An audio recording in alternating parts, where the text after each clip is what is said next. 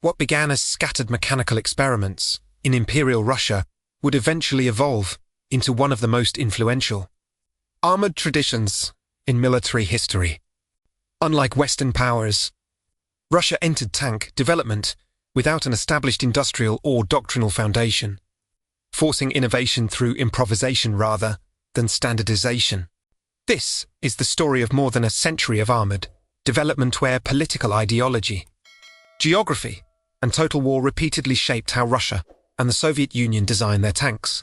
The Vezdikhod represented a radical attempt to solve terrain mobility rather than combat effectiveness. Its single-wide rubber track was intended to distribute weight across soft ground, reflecting early Russian concerns about mud, snow, and undeveloped roads. However, the lack of firepower, protection, and mechanical reliability prevented it from becoming a viable combat vehicle. The Tsar tank embodied pre-war thinking that sheer size could overcome battlefield obstacles. Its enormous front wheels were meant to step over trenches and fortifications, but the design ignored basic principles of weight distribution. Its immediate failure demonstrated that spectacle could not replace engineering realism. Mendeleev's design introduced concepts that would only become practical decades later: extreme armor thickness, centralized firepower, and heavy-caliber guns. Yet its immense weight exposed the fundamental limitation of early armored warfare. Mobility and logistics mattered as much as protection.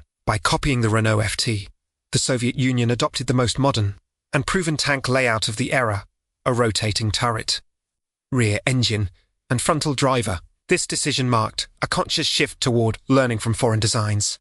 Before developing indigenous solutions, the T-14 was less a battlefield weapon and more an institutional tool. It allowed the Red Army to develop armored doctrine, crew training, and maintenance, infrastructure-critical foundations for future expansion. These early medium tanks revealed the Soviet struggle to scale up complexity.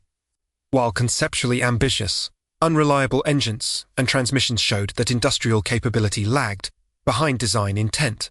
The T-27 reflected Soviet interest in mass mechanization.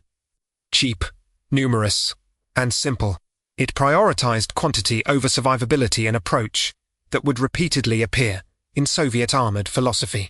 The T-26 marked the first truly successful Soviet tank program. Its widespread use across multiple conflicts provided invaluable combat data, shaping Soviet understanding of armor, firepower, and combined arms operations. The BT series prioritized speed as a form of protection, influenced by deep battle theory.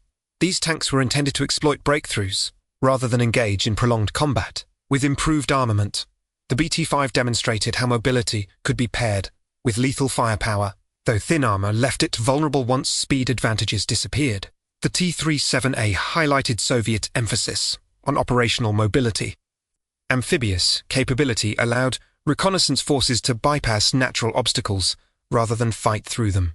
Multi-turret designs like the T-28 reflected pre-war assumptions that tanks needed to fight in multiple directions simultaneously. In practice, complexity overwhelmed command and control. The T-35 was more symbolic than practical. It represented industrial achievement, but failed to adapt to the realities of fast-moving mechanized warfare. As the most refined BT variant, it incorporated sloped armor and improved reliability, early signs of lessons learned before the coming war. Originally designed for reconnaissance, the T-40 was forced into frontline combat due to catastrophic losses in 1941, exposing the dangers of misusing specialized vehicles. The KV-1 shocked German forces by rendering standard anti-tank weapons ineffective. However, excessive weight and mechanical strain limited its long-term effectiveness. The T-34 represented a perfect synthesis of mobility, protection, and firepower. Its sloped armor was not merely defensive. It forced enemy guns to engage at unfavorable angles, redefining survivability. Designed for siege warfare, the KV-2 sacrificed mobility for overwhelming firepower, highlighting the Soviet willingness to field specialized solutions alongside general-purpose tanks. The IS-2 shifted Soviet heavy tank doctrine toward breakthrough and urban assault roles. Its 122mm gun prioritized destructive power over rate of fire, ideal for smashing fortifications. Often overlooked, The T-14 introduced a low-profile hull and transverse engine layout, features that became standard for future Soviet tanks. These tanks embodied the emerging main battle tank concept, a single platform capable of replacing light, medium, and heavy tanks. Simplicity, reliability, and global adaptability defined their success. The IS-7 represented the ultimate expression of heavy tank ideology, maximum armor, and firepower, just as guided missiles were making such vehicles obsolete. Designed for nuclear battlefields, Object 279 reflected Cold War fears. Its unique shape and for tracks were intended to resist blast effects rather than conventional threats. T-62. The adoption of a smoothbore gun signaled a shift toward kinetic energy dominance and future armor-piercing ammunition development. The T-64 fundamentally changed tank warfare. Composite armor and an autoloader reduced crew size while increasing protection, forcing NATO to rethink its own designs. Designed for mass mobilization, the T-72 sacrificed some sophistication for durability and ease of production. Perfectly aligned with Soviet war planning, the gas turbine engine offered unmatched acceleration and cold weather performance, though at the cost of fuel efficiency, rather than radical innovation. The T-90 represented evolutionary refinement, leveraging proven designs, while integrating modern electronics. T-95, this experimental platform, explored the limits of firepower and crew protection, introducing ideas that would later define Armata. Armata represents a doctrinal shift, crew survivability over vehicle survivability.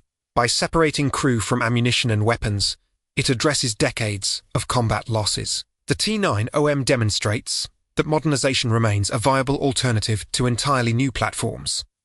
Balancing cost, capability, and battlefield relevance, Russian and Soviet tanks were never designed in isolation.